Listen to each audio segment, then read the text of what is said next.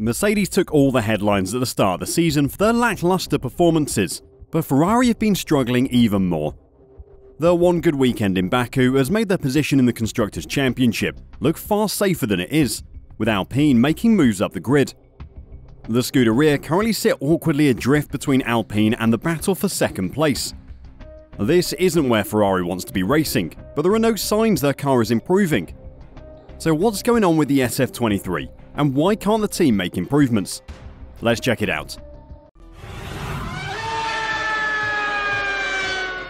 This story actually goes all the way back to the start of last season. Ferrari came out of the blocks at a searing speed, setting the pace in the first few races and making themselves clear favourites for both championships. Then everything went wrong. The team couldn't develop the car. Then there was an amendment to the regulations that closed a loophole Ferrari had been exploiting. Despite Toto Wolff insisting it was Red Bull bending the rules around wear of the skid block under the car, it was Ferrari who felt the effect of the regulation change the hardest. Basically, part of their skid block would retract when it hit the floor, protecting it, and making sure they could pass the FIA's wear tests that were designed to stop teams from designing cars that basically dragged along the racetrack. Since then, Ferrari haven't found a way to get their car working again. So they tried to do the same thing Mercedes have and copy Red Bull. As part of an upgrade delivered at the Spanish Grand Prix, the Italian squad abandoned the bathtub in-wash side pod design they had used since the start of 2022. Instead, the team switched to a more Red Bull style of downwash solution that is aimed at changing the way airflow over the car interacts with the floor.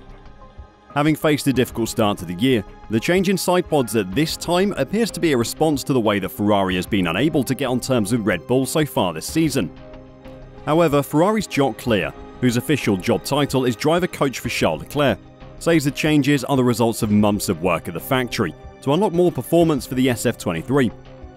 And he says Ferrari only gave the green light to such a dramatic change because the new design delivered a critical aero boost, rather than it being motivated by following Red Bull's ideas. Whether they copied Red Bull or not, the idea is very clearly inspired by Red Bull, just like Mercedes' new side pods are. The problem Ferrari are having is that it clearly hasn't had the same effect on their car as it has on the W14. After fitting their new side pods, Mercedes managed a 4th and 5th finish in Monaco, then a 2nd and 3rd place finish in Spain. There's been a clear improvement in the car, and the drivers are much happier with it. The same cannot be said for Ferrari, especially Charles Leclerc. Having been knocked out in Q1 at the Barcelona circuit, the driver only 19th fastest, Leclerc and Ferrari were at a loss to explain why the 25-year-old had such an issue with his SF23. Speaking after the session, Leclerc described the car as undrivable and said, "I don't understand what we're doing wrong, but we're doing something wrong." It was not an issue that was easy to diagnose as well, with Ferrari working on Saturday night only to decide to fit an entire new rear end, condemning Leclerc to a pit lane start. While Leclerc had a slightly improved Sunday, he didn't produce enough pace to make it into the points, finishing 11th, and he failed to get past Alpine's Pierre Gasly in the closing stages. Leclerc said, "I went from a first hard tyre to a second hard in the last stint, did the same thing and the car is behaving in a completely different way. We have to understand and work, but it's been a few races now where we are struggling with the conditions, while having a really peaky car, and today is no better," Leclerc added.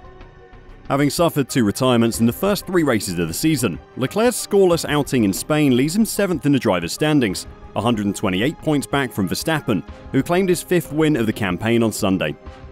While Leclerc said his car felt improved from Saturday, his confusion over what was causing inconsistency in his performance typified Ferrari's strange start to the season. "I did feel better, but the limitations were the opposite," he said. "Yesterday I could not drive. I had a rear that was super loose and strange. We will analyse all of this at the factory. Today was mostly the front." The SF23 seems to only work in the tiniest window. It could be something to do with the track temp, which changed drastically throughout the Spanish Grand Prix, but the team are completely perplexed. After the race, the team were hoping that the problem was something to do with the mechanical components of the car, some kind of issue they hadn't been able to find on Saturday night, but apparently that wasn't the case. A report from Formula 1.Uno, a good source for Ferrari information, said nothing had been changed with the car and that there was no physical malfunctions.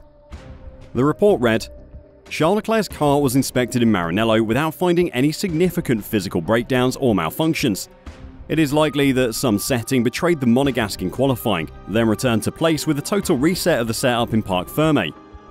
While this sounds like an explanation from Ferrari, it's more of a cover-up.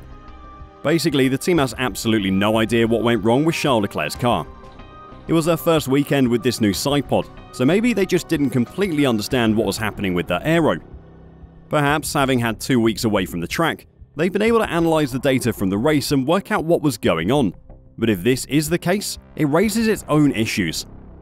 Either the new side pods were rushed through in response to Ferrari's poor start to the season, meaning some issue has been missed, or their simulations aren't correlating to what is happening on track. The team has brought multiple floor upgrades this season already, so this is definitely a possibility.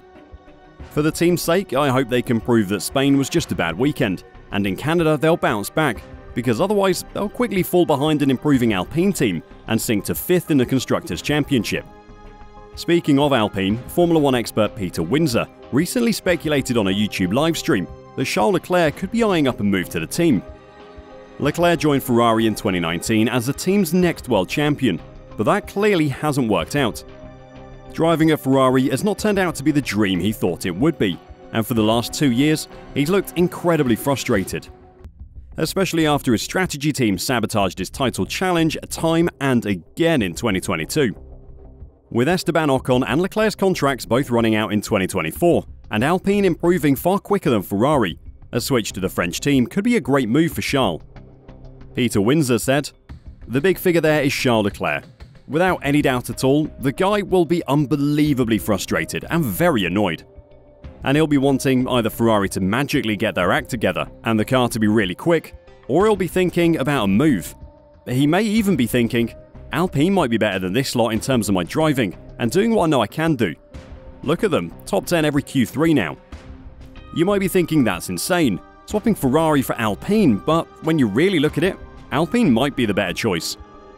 Alpine, which is just Renault under a different name, sold their engines to Red Bull in 2010 to 2013 when they won the Drivers' and Constructors' Championship.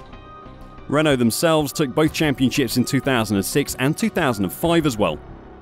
More importantly though, they don't appear to be quite as big a mess behind the scenes as Ferrari are. I know the Alpine CEO Laurent Rossi is apparently an awkward man to work with, but he's definitely simpler to work with than the leaders of the Scudderia, who are constantly juggling interests from every big Italian family and media tycoon.